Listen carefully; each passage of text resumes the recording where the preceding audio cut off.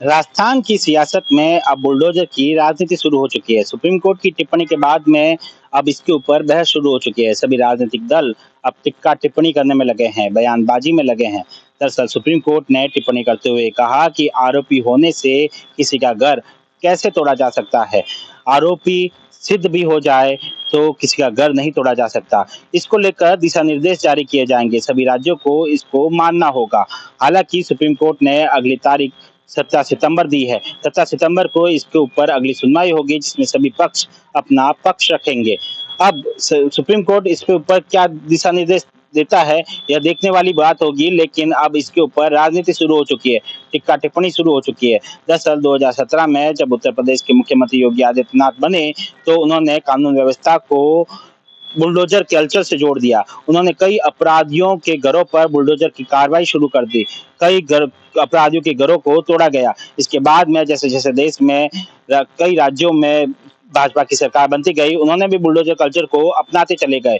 मध्य प्रदेश की बात करें तो यहाँ पर भी भाजपा की सरकार बनने के बाद में बुलडोजर की कार्रवाइयां शुरू हो गई। राजस्थान की बात करें तो राजस्थान में जब भाजपा की सरकार बनी, उसके बाद में बुलडोजर की कार्रवाइयां शुरू हो गई।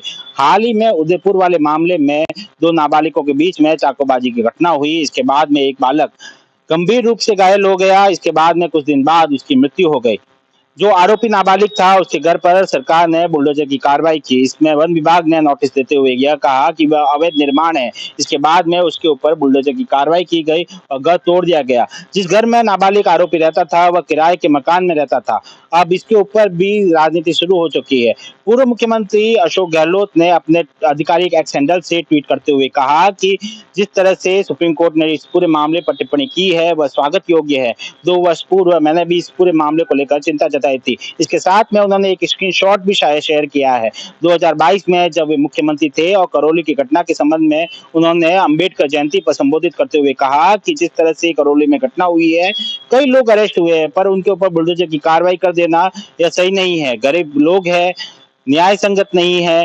गरीब लोग रो रहे हैं, कष्ट में हैं। ऐसे में किसी का अरेस्ट होने मात्र से किसी के ऊपर कार्रवाई कर देना यह सही नहीं है। इसके साथ ही उन्होंने कहा कि जो लोग आज खुश हो रहे हैं, कल उनके ऊपर भी कार्रवाई हो सकती है। जब वे क्या कहेंगे, ये पूरे मामले में जो कानून में न्याय संगत हो, उस तरह से कार्रवाई कर देनी चाहिए। इस पूरे मामले में जब पूर्व मुख्यमंत्री अशोक गहलोत ने एक्स हैंडल से यह ट्वीट किया, तो इसके बाद में कई आधिकारिक ट्विटर हैंडल से इसके ऊपर कमेंट आने लगे। कमेंट में यह कहने लगे कि रीट घोटाले, जब तत्कालीन मुख्यमंत्री में कार्रवाई, पुलिस ने कार्रवाई करते हुए रीट घोटाले में एक आरोपी को गिरफ्तार किया था, तो उसकी कोचिंग सेंटर और उसकी बिल्डिंग पर भी बुलडोजर की कार्रवाई की गई थी और उस पूरी बिल्डिंग को गिरा दिया गया था। इसके ऊपर पूर्व मुख्यमंत्री अशोक गहलोत क्या क्या कुछ कहना है। लेकिन हालांकि पूर्व मुख्यमंत्री अशोक गहलोत का इसके ऊपर कोई बयान नहीं आया है। लेकिन इसके ऊपर प्रदेश अध्यक्ष, जो कांग्रेस के प्रदेश अध्यक्ष है गोविंद सिंह डोटासरा, उन्होंने भी इसके ऊपर बयान दिया है।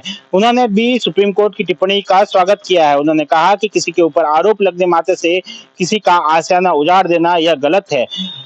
जिस तरह से भाजपा सच्ची लोकप्रियता के लिए बुलडोजर की कार्रवाई कर रही है, वह गलत है। आरोप लगते हैं, कई तरह के आरोप लगाए जाते हैं। इसके बाद में कोर्ट में सुनवाई होती है और इसके बाद में आरोप सिद्ध नहीं हो पाते और आदमी निर्दोष बाहर आता है। जिस तरह से बुलडोजर की कार्रवाई सिर्फ आरोप लगने के बाद ही सीधी कार्रवाई कर दी जाती है, यह न्याय संगत नहीं है। संविधान में बाबा साहब अम्बेडकर ने सभी को अधिकार दिया है। कानून में जो न्याय संगत हो, वह कार्रवाई करनी चाहिए। जिस तरह से इस तरफ पर सभी राजनीतिक दल बयानबाजी कर रहे हैं, इसके बाद में अब इसके ऊपर राजनीति शुरू हो चुकी है। हालांकि 17 सितंबर को सुप्रीम कोर्ट इसके ऊपर राज्यों को क्या दिशा निर्देश देता है, यह देखने वाली बात होगी। लेकिन जिस तरह से ये पूरा मामला फिर से संज्ञान में आया है और राजनीति में बयानबाजी में आया है, अब आने वाले उपचुनाव में भी इसका असर देखने को मिल सकता है।